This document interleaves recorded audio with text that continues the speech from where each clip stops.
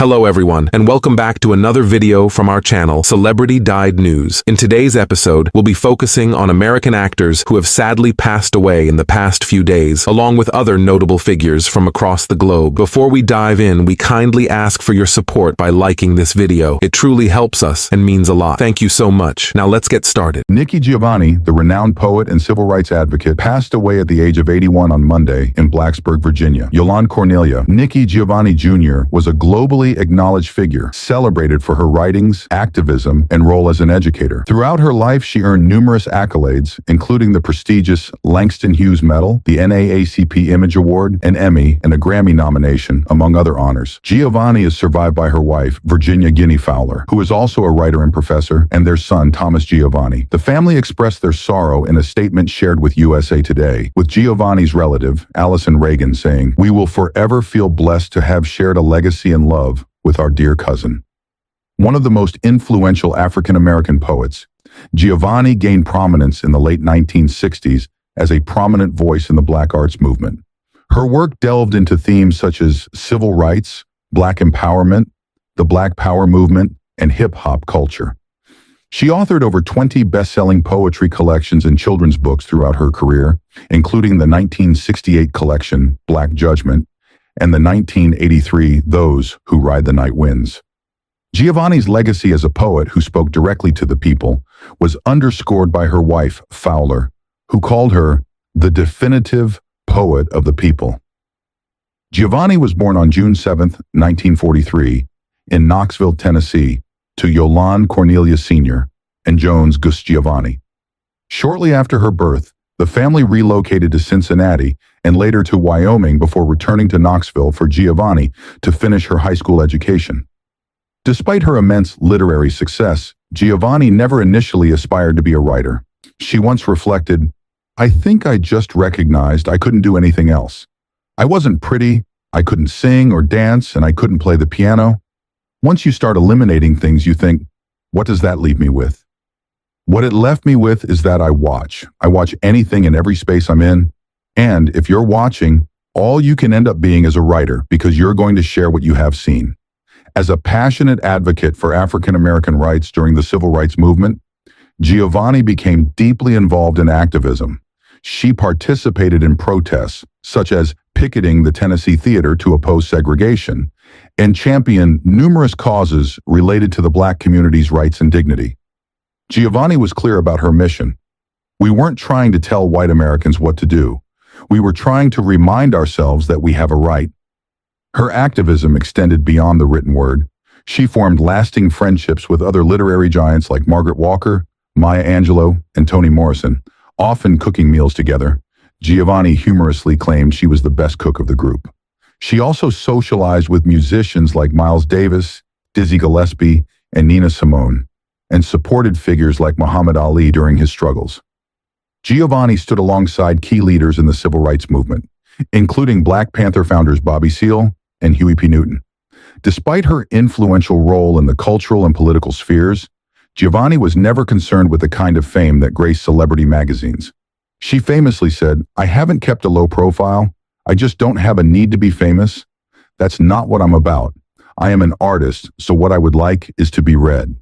Throughout her life, Giovanni remained committed to her craft, her activism, and her belief in the transformative power of art. Her legacy continues to inspire generations of writers, activists, and thinkers. Johnny Wachter, the actor best known for his role in General Hospital and Siberia, tragically passed away on May 25th in a shooting incident. He was 37 years old. According to law enforcement sources, Wachter was fatally shot while trying to stop 3 individuals attempting to steal the catalytic converter from his vehicle. When he confronted the suspects, they opened fire and fled the scene. Wachter was rushed to a nearby hospital where he was declared dead upon arrival.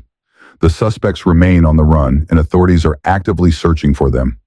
In a statement to TMZ, Wachter's mother shared the devastating news, revealing that her son was killed after the suspects were caught tampering with his car early on Saturday morning. Wachter was best known for his role as Brando Corbin on General Hospital from 2020 to 22. Brando's character was revealed to be the son of Gladys, played by Bonnie Burrow, a character previously believed to be deceased. Over the course of his time on the show, Wachter's character became a fan favorite, marrying Sasha, Sophia Matson, before his tragic death at the hands of a mysterious assailant known as the Hook. Wachter's career spanned a variety of television roles in addition to General Hospital.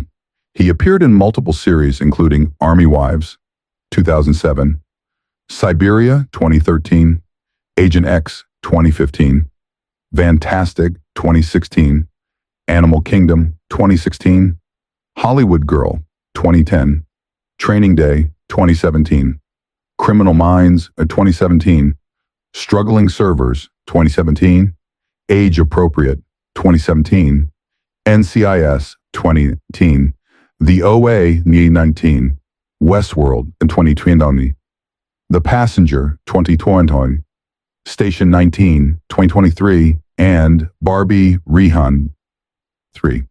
Wachter's film career also included notable roles. He played Connor in USS Indianapolis, Men of Courage, 2016, a historical drama starring Nicolas Cage and Tom Sizemore. Other films in which he appeared include Sisters of the Groom, Disillusioned, and Cold Soldiers. His most recent project was Dead Talk Tales Volume 1, released earlier this year, in which he portrayed a character named Marcus. Johnny Wachter's death has left his friends, colleagues, and fans in mourning. His passing highlights the ongoing dangers of violence, even in seemingly ordinary situations.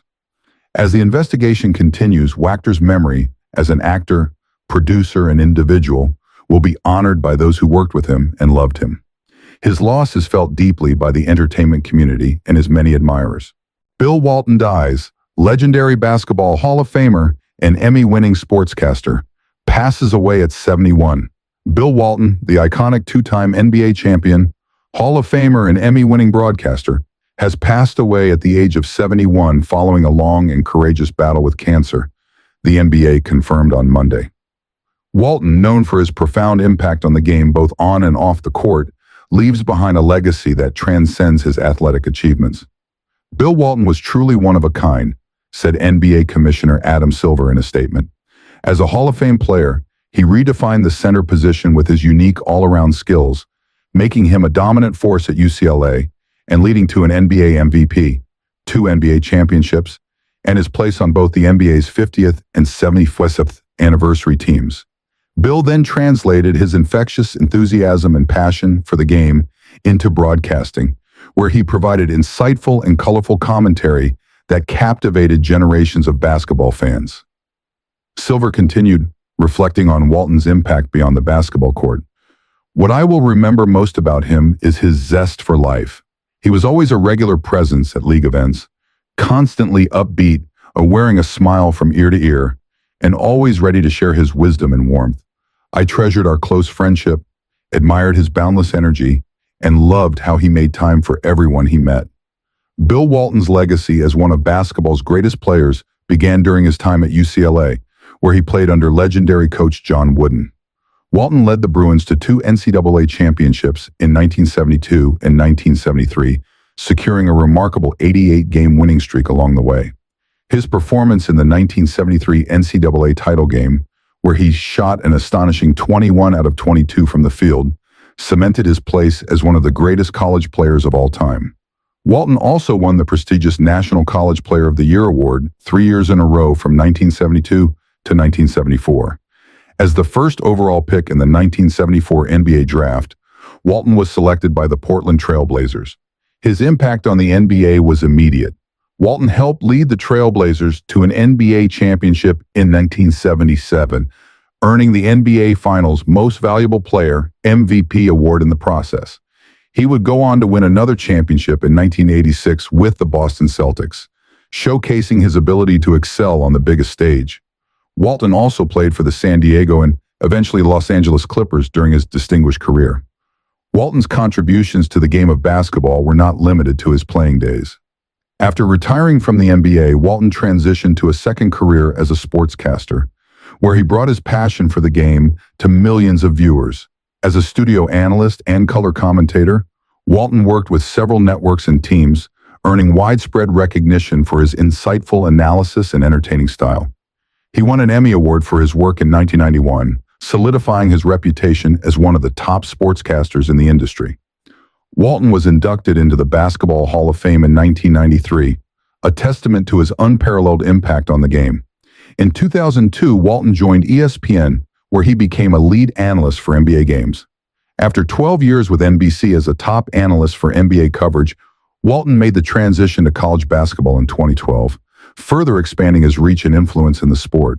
In 2009, he was named one of the top 50 sports broadcasters of all time by the American Sportscasters Association, a recognition that highlighted his career both as an athlete and a broadcaster. Former President Barack Obama also paid tribute to Walton following his death. Bill Walton was one of the greatest basketball players of all time, a champion at every level, and the embodiment of unselfish team play, Obama wrote on social media platform X, formerly Twitter. He was also a wonderful spirit full of curiosity, humor, and kindness. We are poorer for his passing, and Michelle and I send our deepest condolences to his family. Walton's contributions to the world of basketball and sports broadcasting, along with his enduring impact on those who knew him, will be remembered for generations to come. His passion for the game, his distinctive voice as a broadcaster, and his zest for life will continue to inspire fans and fellow athletes alike. Richard M. Sherman dies, Disney legend and two-time Oscar winner at 95. Richard M. Sherman, a legendary figure in the world of entertainment and half of the renowned Sherman Brothers songwriting duo, has passed away at the age of 95. He died at Cedars-Sinai Medical Center in Beverly Hills, California, after a prolonged battle with age-related health issues. Sherman, along with his late brother Robert B. Sherman, left an indelible mark on the world of music, film, and Disney history. Their work continues to resonate with audiences around the world. The Sherman Brothers' collaboration defined the sound of an era, producing timeless songs for iconic Disney films and theme park attractions. Their legacy has earned them the title of Disney Legends, a distinction they received in 1990 for their groundbreaking contributions. Richard's death marks the end of a long and remarkable journey, both as an artist and as a cherished member of the Disney family. Richard and Robert Sherman became synonymous with the music of classic Disney films, particularly Mary Poppins, where they created unforgettable songs that are still beloved by audiences of all ages. The Sherman Brothers won 2 Academy Awards for their work on Mary Poppins in 1964, Best Original Score and Best Original Song for the iconic Chim Chim Cher-ee. The duo's songs for Mary Poppins would become an enduring part of Disney's legacy, including the wildly popular Supercalifragilisticexpialidocious, which reached the Billboard Hot 100 in 1965 and became a pop culture phenomenon. Additionally, the gentle lullaby Feed the Birds earned a special place in Walt Disney's heart and became one of his personal favorites. Bob Iger, the CEO of the Walt Disney Company, paid tribute to Richard Sherman, acknowledging his immense impact on Disney's rich musical legacy. Richard Sherman was the embodiment of what it means to be a Disney legend, Iger remarked. Along with his brother Robert, he created beloved classics that have become a cherished part of the soundtrack of our lives. From Mary Poppins and the Jungle Book to attractions like It's a Small World, the music of the Sherman Brothers has captured the hearts of generations. We are forever grateful for the mark Richard left on the world, and we extend our deepest condolences to his family. Pete Docter, the chief creative officer of Pixar Animation Studios, also shared a fond remembrance of Sherman, praising his life and energy. "You don't get songs like A Spoonful of Sugar without a genuine love of life," Docter said. Richard passed on that love to everyone lucky enough to be around him. Even in his 90s, he had more energy and enthusiasm than anyone, and I always left renewed by his infectious joy for life. Born on June 12, 1928 in New York City, Richard Sherman and his family relocated to Beverly Hills in 1937. Richard attended Beverly Hills High School and later pursued a major in music at Bard College. In 1953, he was drafted into the U.S. Army, where he served as conductor for the Army Band and Glee Club from 1953 to 1955, further honing his musical talents.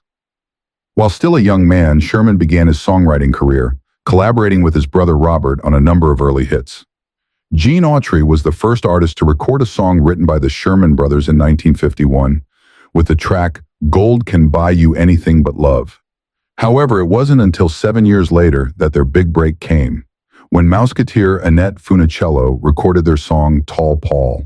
The song became a chart hit, peaking at number 7 and selling over 700,000 copies. This success led the Sherman Brothers to be noticed by Walt Disney, who hired them as staff songwriters for the Disney Studios. From that point on, their songs became an essential part of Disney's golden age.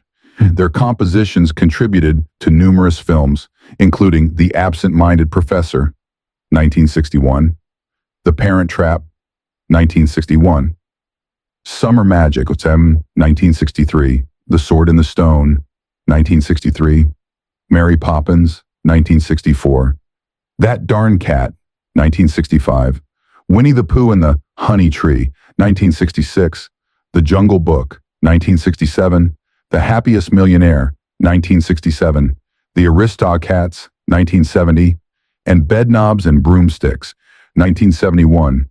The brothers wrote over 200 songs for more than 27 films and 24 television shows, leaving an indelible impact on the music of the 20th century. In addition to their film work, the Sherman Brothers made significant contributions to Disney theme parks around the world. Their songs for attractions such as There's a Great Big Beautiful Tomorrow, The Tiki Tiki Tiki Room, and It's a Small World remain iconic to this day. These songs not only enhanced the Disney experience for millions of visitors, but also became part of the collective cultural memory. In the early 1970s, the Sherman Brothers left Disney Studios to pursue other projects. They composed music for several family films, including Chitty Chitty Bang Bang, 1968, Snoopy Come Home, 1972,